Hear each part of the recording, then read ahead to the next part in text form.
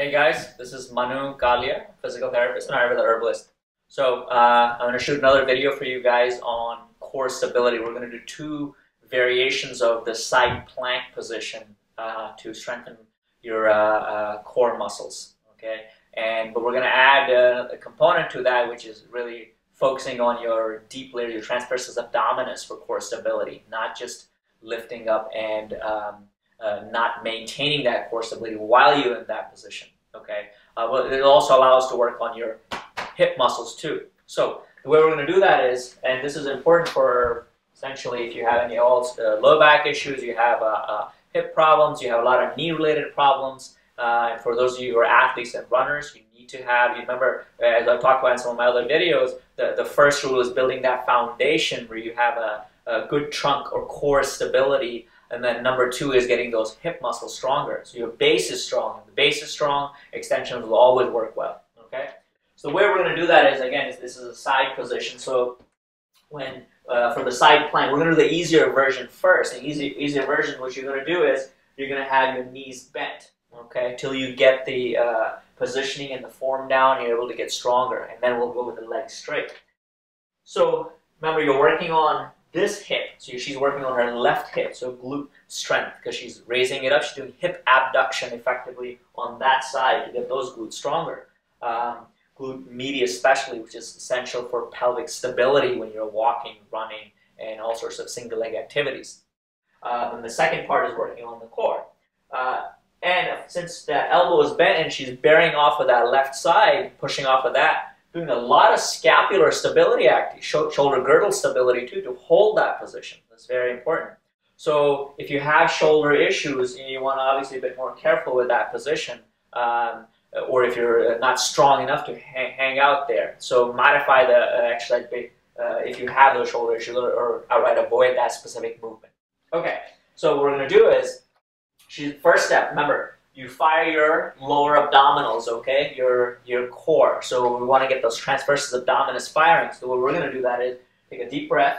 As she exhales, she's going to pull that belly button straight back, and she gets to feel with her own hands those muscles firing and pushing up into her fingers almost, okay? So she's stabilizing through there. But once she kicks them in, she has to continue breathing normally, okay? I don't want you to hold your breath while you're doing the exercise. So now she's got those on, so her base is fired, right? Those guys are working. The second step is now she's going to raise up, and she's going to hold that position. As I said, this is the easier version because the knees are bent. So she has to work on kicking in her shoulder girdle muscles, her abdominals are on, and she's raising up that position. And she's working on glutes firing too. Good, go ahead and come back down. So that's the kind of position you want to work at maintaining. The alignment is important, okay? If you start noticing, you start shaking too much, your form starts to go, you can't hold the abdominals, right? You start arching your back to compensate, to hold that position. You start fatiguing, time to come back down. Okay, your goal is to progressively work at increasing the time.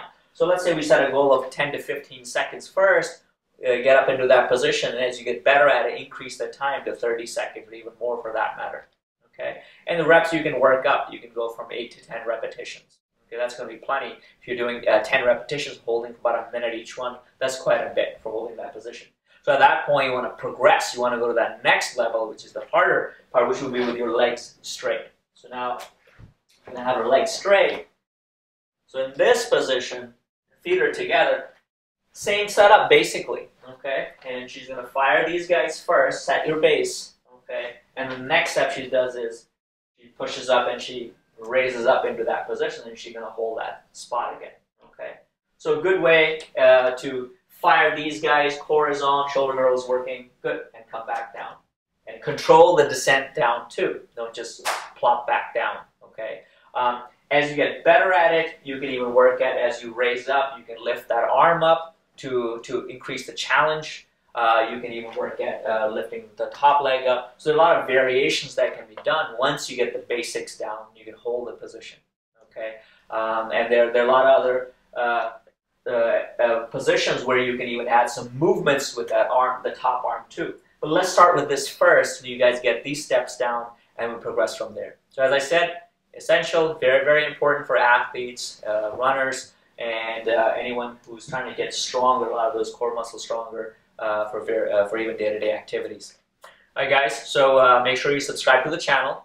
And if you have any questions, leave a comment. You can click on the link below, and you can go to my site, and you can check out lots of information there. We got a pretty cool product we're working on. It's coming out pretty soon for those of you athletes and runners. A lot of you guys have sent me questions and with things you want included in the program.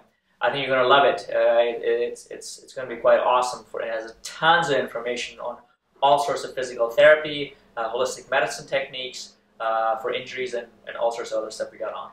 All right, and talk to you guys soon. Bye.